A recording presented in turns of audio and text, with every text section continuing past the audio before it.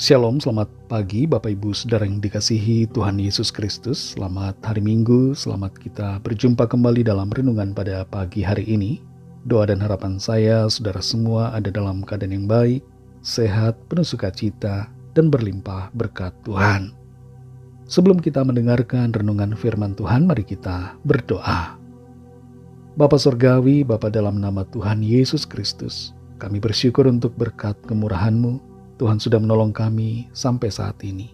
Penyertaan-Mu begitu luar biasa dari hari ke hari yang sudah kami lalui. Dan saat ini kembali kami mau mendengar sabda firman-Mu. Urapilah hamba-Mu dan urapi kami semua untuk mengerti akan kehendak-Mu dan taat melakukan firman-Mu. Dalam nama Tuhan Yesus kami berdoa. Haleluya. Amin. Saudara yang dikasih Tuhan, ayat renungan kita pada saat ini terdapat dalam Injil Matius pasal 7 ayat 24. Tertulis demikian. Setiap orang yang mendengar perkataanku ini dan melakukannya, ia sama dengan orang yang bijaksana yang mendirikan rumahnya di atas batu.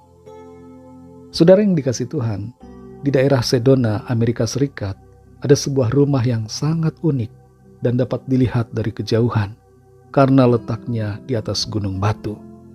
Rumah ini dibangun dan dimiliki oleh Glendon Good, dan ia tinggal bersama istrinya dan seorang anak mereka. Untuk naik dan turun menuju ke rumah atau pergi dari rumah ini, mereka menggunakan gondola. Glendon Good sangat senang dengan pemandangan di wilayah itu. Di sebelah timur rumahnya ada katedral rock yang terkenal, dan di sebelah barat ada Gunung Mingus, sehingga ia pun berpikir untuk membangun rumah yang dapat memberinya pemandangan yang indah. Rumahnya dibangun di atas batu, dan gunung batu itu begitu kuat dan kokoh. Untuk membangun sebuah rumah, tidak mungkin kita mendirikannya di atas pasir. Rumah harus di atas batu. Harus ada dasar dan fondasi yang menopang sebuah rumah. Di atas pasir, rumah akan dengan mudah runtuh dan hanyut terbawa air. Tapi bila rumah mempunyai fondasi yang kuat, ia akan tetap kokoh. Dalam Matius pasal 7 ayat 24 ini, Tuhan Yesus berkata, setiap orang yang mendengar perkataanku ini dan melakukannya, ia sama dengan orang yang bijaksana, yang mendirikan rumahnya di atas batu. Tuhan Yesus menyatakan dengan tegas di sini, bahwa kalau kita mendengar dan melakukan perkataan firman-Nya, maka kita ibarat seperti orang yang mendirikan rumah di atas batu. Ini namanya bahwa kita orang bijaksana, orang pintar, orang yang berhikmat, karena kita mau percaya, mendengar, dan menuruti perkataan Tuhan Yesus. Kita semua yang mendengar dan melakukan firman-Nya adalah orang-orang yang akan mendapatkan upah yang kekal, yaitu kehidupan di dalam sorga yang penuh dengan kebahagiaan. Di ayat-ayat yang sebelumnya, Tuhan Yesus berbicara tentang siapa yang akan masuk sorga. Dan Tuhan menyatakan bahwa yang masuk sorga adalah mereka yang melakukan kehendak Bapa di sorga. Bukan yang hanya berwacana atau berteori saja, tapi mereka yang melakukan. Jelas sekali saudara, bahwa iman tanpa perbuatan adalah sia-sia. Kalau kita mengatakan diri beriman, tapi kita hidup dalam dosa, maka itu adalah omong kosong. Di ayat yang ke-24 Tuhan Yesus menyatakan tentang pentingnya menuruti perkataannya. Ada suatu korelasi antara melakukan perkataan Tuhan Yesus dengan melakukan kehendak Bapa. Hal ini tidak mengherankan, sebab Tuhan Yesus dan Bapa pada hakikatnya adalah satu. Saudara yang dikasih Tuhan, adakah kita saat ini sedang mendirikan rumah kehidupan kita di atas pasir atau di atas batu?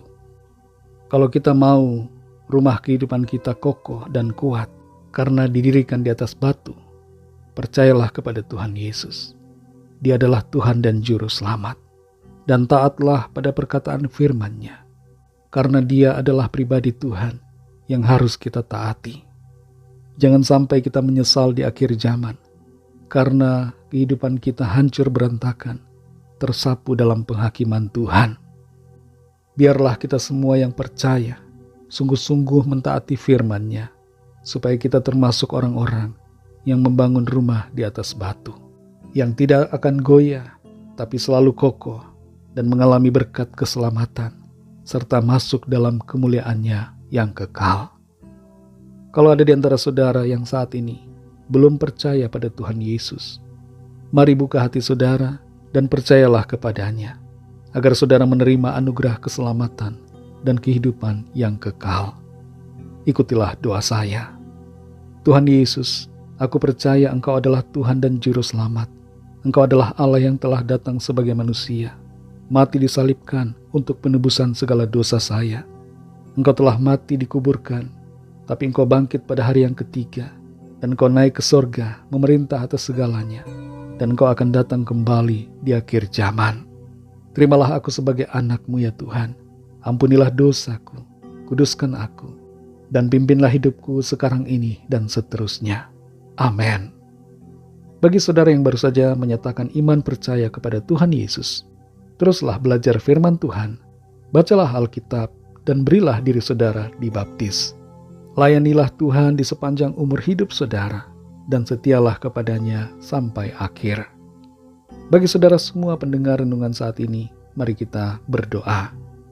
Terima kasih Tuhan Yesus untuk firman-Mu yang mengajarkan kami semua untuk bukan hanya menjadi pendengar, tapi juga menjadi pelaku-pelaku firman-Mu yang taat dan setia.